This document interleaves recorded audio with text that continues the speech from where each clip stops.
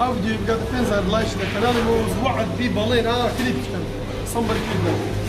كذا قول ما كليب كان زي وقت شهر عندك لا قالوا زاني يلا بتاع بينم لايك بس لا سلو جماعة بخير بينو بو فيديو كتير سلام طبعا لما يجوا فلوجك معنا كردوها انت هذه كم فلوج كم فلوج انا عشان معنا كنا كنت جماعة بفيديو انا كنت شالنج فيديو زمان كنت انا والله لما يجوا فيديو معنا كده تبعنا قالوا زاني جماعة امره فلوج كده كاين لك الكاكو زاني دسين ساكين سي بي اس 4 ديك الكاكا بس سعد بي اس 4 ساندا وبساندي واخر الخي والله وهي ترتيبات بساندي ان شاء الله يستر كان مو بس دي ستريمر ان شاء الله فيس كامل ان شاء الله ان شاء الله قبل زين تعرف شكاين حالي كوريلا شغال بشيخ الله ينا فرضك له بازار المسلمان مش تقدر تسنه معاك تزورك وتزور بي اس 4 باشا يستر تاكو او كاتي باشا لايك سبسكرايب ولا فكره سيكا لايك وسبسكرايب في فيديو كان لايك ليسا وصل في قناه وزاني شنو لينك بالديسكربشن دانا فرق بخواش يعني هم شتش بقول يا ضلي لا قال ما بتاعه كلام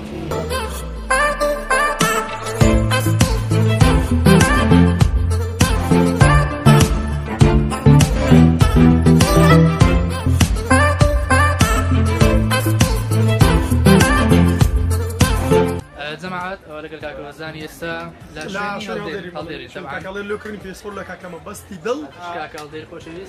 كاكا جاتوني دابا انت ما عملتش فيه كاكا كاكا صور والله مردي ما بقول على قوي ماسنجر سعد بي اس 4 بس عندي شام 10 نازم دودر الاكس بوكس يعني هذا الاكس بوكس ما ادري نازم بيصير في الملعب يا بي اس 4 لا بي اس 4 سليمه برو هي بس ما عمري جاوز كانت استاذ جاوز اكس بوكس ونو اكس بوكس بلاي ستيشن يحتاج سيا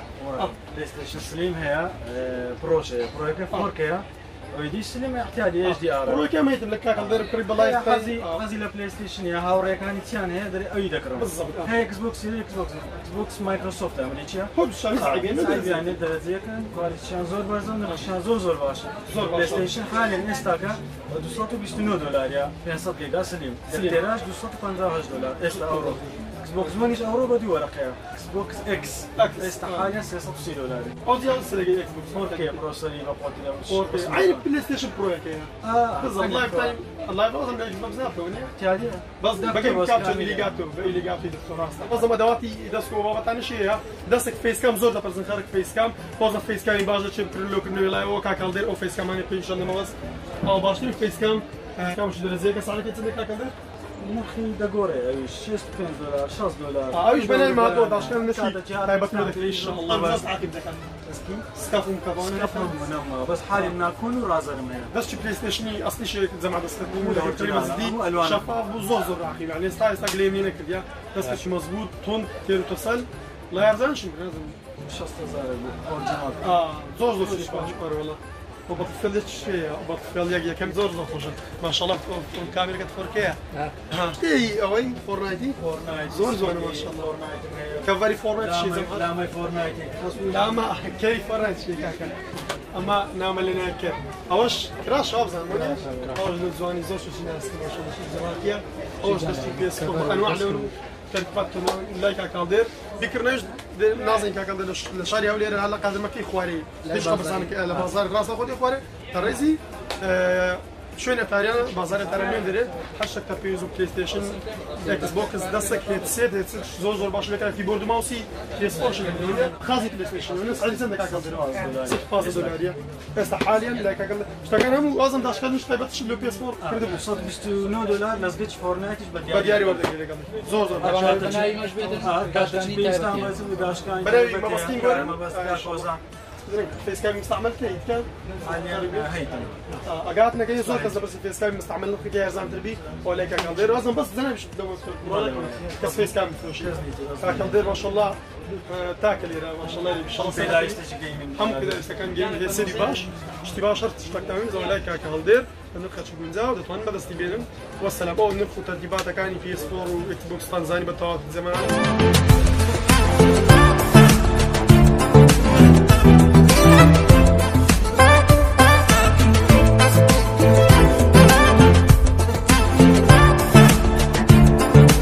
زعما دوستاش لقل كاكو زانتينا فاملي مولي أوش كان كوزان بطلع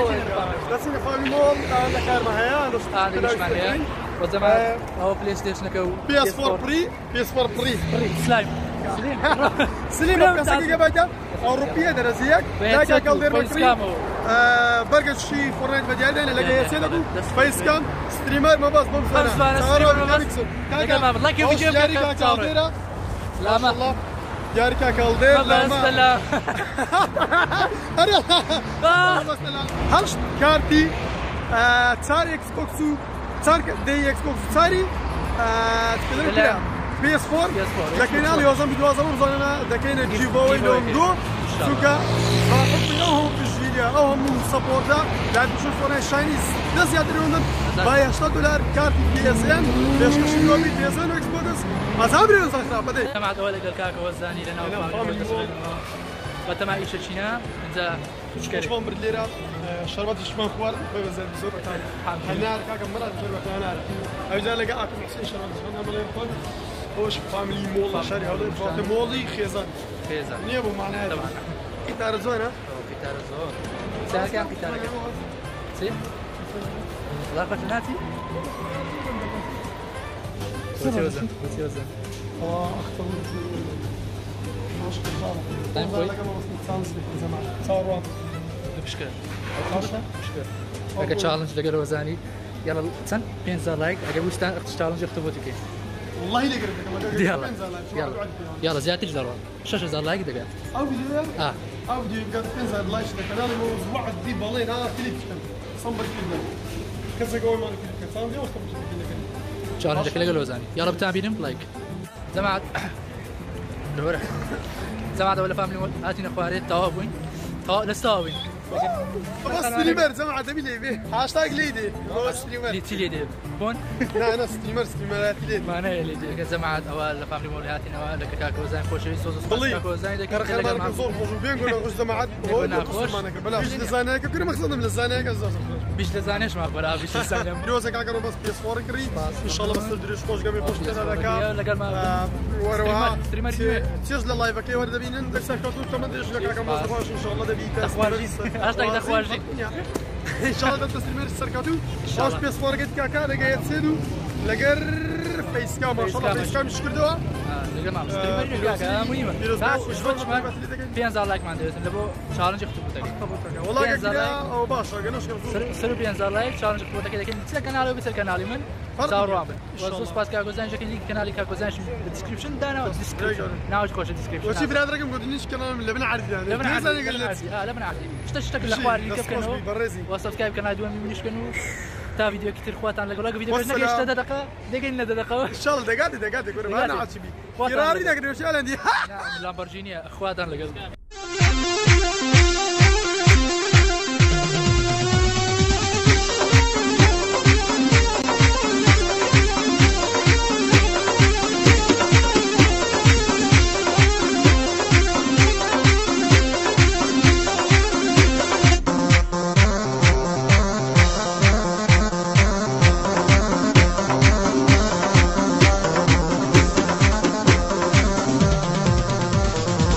قرآن يدك قبلينا مارتك موددهنا كبشي ضلد لفودينا يبا وش ما تتخوينا رازين بيدك سوتينا قلوة قلوة قلمي وزرقو هنا وضلمي قلوة قلمي زرقو هنا وضلمي يا لو تساووا لو بزنوا فرتخاوة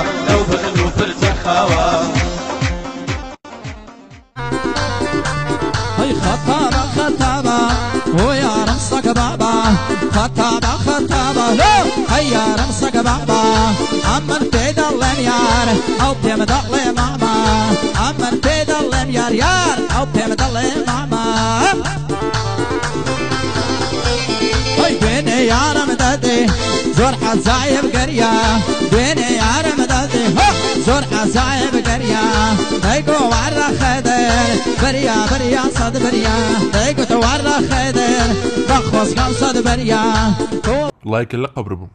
Maybe you should pull the fucking trigger.